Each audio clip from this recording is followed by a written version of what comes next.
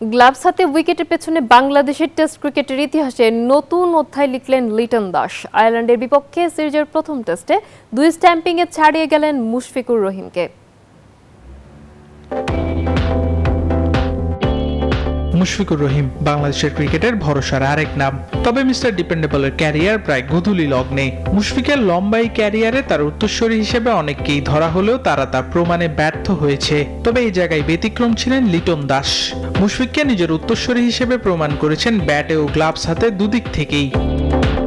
যুক্তরাষ্ট্রের 1 নম্বর gym chain gold gym এখন আবারও বাংলাদেশে। বসুন্ধরা আবাসিক এলাকা ও বসুন্ধরা সিটি শপিং মলে। আয়ারল্যান্ডের বিপক্ষে এই সিরিজে লিটন উইকেটের পেছনে ছাপিয়ে গেছেন স্বয়ং মুশফিককেই। সিলেটে সিরিজের প্রথম টেস্টের প্রথম দিন উইকেটের পেছনে বিদ্যুৎ গতির 2টি স্ট্যাম্পিং করে লিটন বাংলাদেশের হয়ে সর্বোচ্চ স্ট্যাম্পিং এর মালিক হয়েছেন। এতদিন পর্যন্ত টেস্টে 15টি স্ট্যাম্পিং এর রেকর্ড ছিল লিটন ও মুশফিকুর রহিমের নামের পাশে। সেই রেকর্ডে এখন এককভাবে শীর্ষে লিটন, তার স্ট্যাম্পিং সংখ্যা 17টি।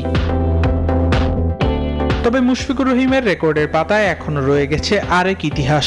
3 ফরম্যাট মিলিয়ে বাংলাদেশের হয়ে সর্বোচ্চ 101টি স্ট্যাম্পিং তার দখলে। মুশফিক সীমিত ওভারের ক্রিকেট থেকে অবসর নিয়ে মনোযোগ দিয়েছেন শুধু টেস্ট ক্রিকেটে। তবে লিটন দাস 3 ফরম্যাটে খেলে যাচ্ছে সদর্পে। তাই আর বলার অপেক্ষা রাখে না অদূর ভবিষ্যতে লিটন যে মুশফিককে ছাড়িয়ে যাবেন। আবরার আল দাইয়ান, নিউজ 24।